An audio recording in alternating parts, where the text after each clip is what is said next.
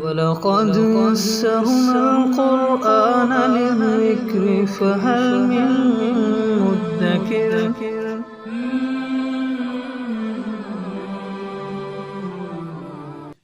سورہ جمعہ آیت نمبر 10 اعوذ باللہ من الشیطان الرجیم بسم اللہ الرحمن الرحیم فَإِذَا قُضِيَتِ الصَّلَاةُ فَانتَشِرُوا فِي الْأَرْضِ وَابْتَغُوا مِن فَضْلِ اللَّهِ وَاذْكُرُوا اللَّهَ كَثِيرًا لَعَلَّكُمْ تُفْلِحُونَ وَإِذَا رَأَوْا تِجَارَةً أَوْ لَهْوًا انفَضُّوا إِلَيْهَا وَتَرَكُوكَ قَائِمًا قُلْ مَا عِندَ اللَّهِ خَيْرٌ مِّنَ اللَّهْوِ وَمِنَ التِّجَارَةِ وَاللَّهُ خَيْرُ الرَّازِقِينَ۔ سابقہ آیت میں یہ بات ارشاد فرمائی گئی تھی کہ جب جمعہ کی اذان ہو جائے تو اب تجارت، خریدنا بیچنا اور نماز کے منافی کوئی بھی کام ہے، کھانا پینا سونا، یہ سب چھوڑ دو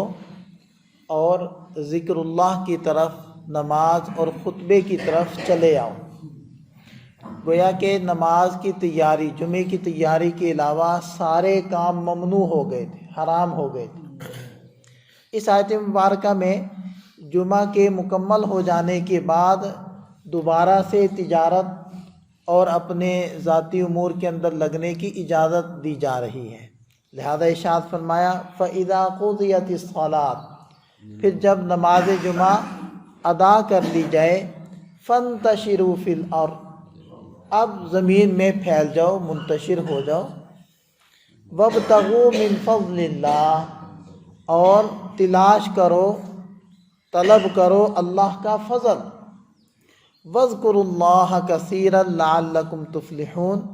اور اللہ کو کثرت سے یاد کرو تاکہ تم کامیابی کو پاؤ۔ کہ جب نماز جمعہ ادا کر لی گئی، اب تمہیں اجازت ہے، اب تجارت کرو یا اپنی ذاتی ضروریات میں لگو تو تم کر سکتے ہو۔ اسی لیے بہت سارے مشائخ نے یہ فرمایا ہے کہ نماز جمعہ کے بعد تجارت کرنی چاہیے، کہ اس لیے کہ نماز جمعہ کے بعد تجارت میں اللہ تعالیٰ نے برکت رکھی، کیونکہ اللہ تعالیٰ خود ارشاد فرما رہے ہیں کہ اب جاؤ رب کا فضل، یعنی کہ رزق تلاش کرو، اپنی تجارت کرو۔ تو جب اللہ تعالیٰ فرما رہے ہیں، اگرچہ یہ جو حکم ہے یہاں وہ کوئی فرضیت والا نہیں ہے، اس سے تجارت کرنا فرض نہیں ہو رہا، اباحت ہے، یعنی اجازت مل رہی ہے۔ اگر کوئی نئی بھی دکان کھولے گا، نئی بھی تجارت کرے گا، وہ کوئی گنہگار نہیں ہوگا۔ تو لیکن بہرحال تجارت کرنے کی یہ موقع ہے، اور اس وقت میں تجارت کرنے میں برکت ہے۔ عام طور پر ہمارے ہاں اس کا برعکس چل رہا ہے، لوگ جمعے سے پہلے تو آخری وقت تک کوشش کر رہے ہوتے ہیں کہ ہماری تجارت چلتی رہے، ہماری دکانداری چلتی رہے، اور بعض لوگوں نے تو یہ کیا ہوتا ہے کہ بدل بدل کر مختلف مساجد میں جمعہ پڑھ لیتے ہیں، دکان کھلی رکھتے ہیں۔ حالانکہ اللہ تعالیٰ نے تو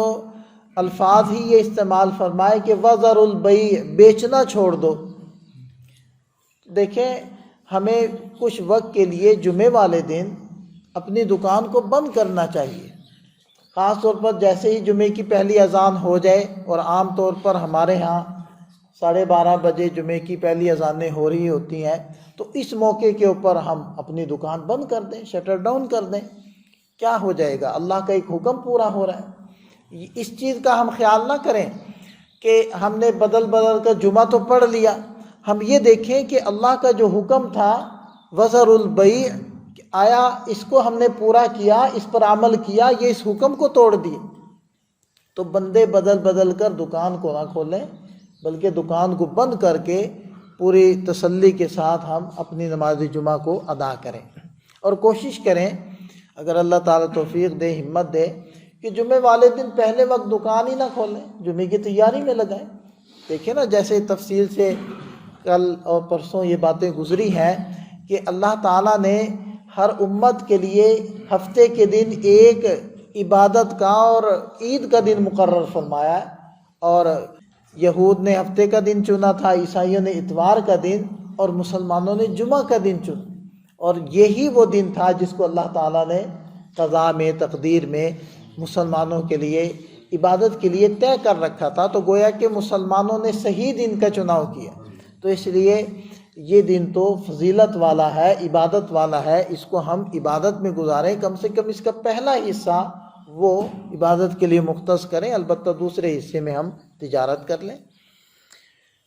وَإِذَا رَأَوْا تِجَارَةً، اور جب انہوں نے دیکھا تجارت کو، سامان بکنے کو، أَوْ لَهْوًا انفضوا إِلَيْهَا،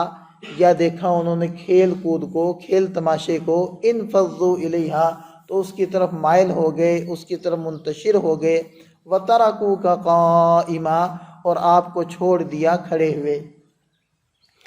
یہ خاص واقعے کی طرف اشارہ ہے کہ ایک موقع ایسا ہوا کہ تجارتی قافلہ مدینہ طیبہ کے اندر پہنچا، اور اس موقع کے اوپر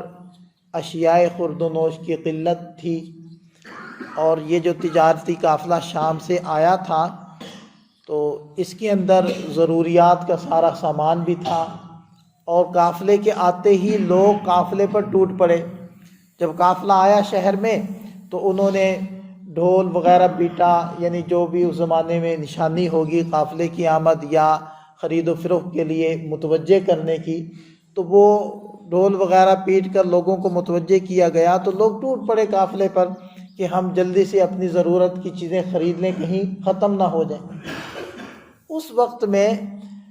خطبہ جمعہ وہ جمعہ کی نماز کے بعد دیا جاتا تھا، جمعے کی نماز پہلے ادا ہوتی تھی، جیسے کہ عیدین میں اب بھی اسی طرح ہوتا ہے، عید کی نماز پہلے خطبہ بعد میں، تو اس وقت جمعے کے بارے میں بھی یوں ہی تھا۔ تو جمعے کی نماز ادا کی جا چکی تھی، اور نبی پاک صلی اللہ علیہ وسلم خطبہ جمعہ ارشاد فرما رہے تھے۔ اب ایک جانب یہ دیکھیں کہ ان حضرات کے ذہن میں یہ تھا کہ نماز تو ادا کی جا چکی ہے، اب خطبہ جمعہ ہے،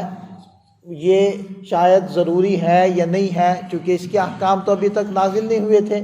تو انہوں نے سمجھا کہ نماز تو ادا کی جا چکی ہے، اب ہمارا خطبہ سننا ایک اختیاری عمل ہے۔ ایک تو یہ تھا ذہن میں۔ دوسرا، تجارتی قافلہ آیا، ڈھول وغیرہ انہوں نے پیٹا اور لوگ قافلے پر ٹوٹ پڑے، اشیاء خورد و نوش کی قلت تھی، اور یہ بھی خطرہ تھا کہ ہماری ضرورت کی چیزیں ختم ہی نہ ہو جائیں۔ تو اس سنیریو کے اندر بہت سارے حضرات وہ نبی پاک صلی اللہ علیہ وسلم کے پاس سے اٹھے اور اس تجارتی قافلے کے پاس چلے گئے، اور چند صحابہ، چند حضرات، تقریباً 12 حضرات آپ صلی اللہ علیہ وسلم کے پاس رہ گئے۔ تو اس موقع کے اوپر یہ آیت مبارکہ نازل ہوئی کہ وَإِذَا رَأَوْا تِجَارَةً، اور جب انہوں نے تجارت کو، سامان کے بیچنے خریدنے کو دیکھا، أَوْ لَهْوًا، یا پھر کھیل تماشے کو دیکھا، انفضوا الیہا، تو اس کی طرف مائل ہو گئے، ادھر منتشر ہو گئے، وَتَرَكُوكَ قَائِمًا، اور آپ علیہ السلام کو کھڑے ہوئے چھوڑ دیا۔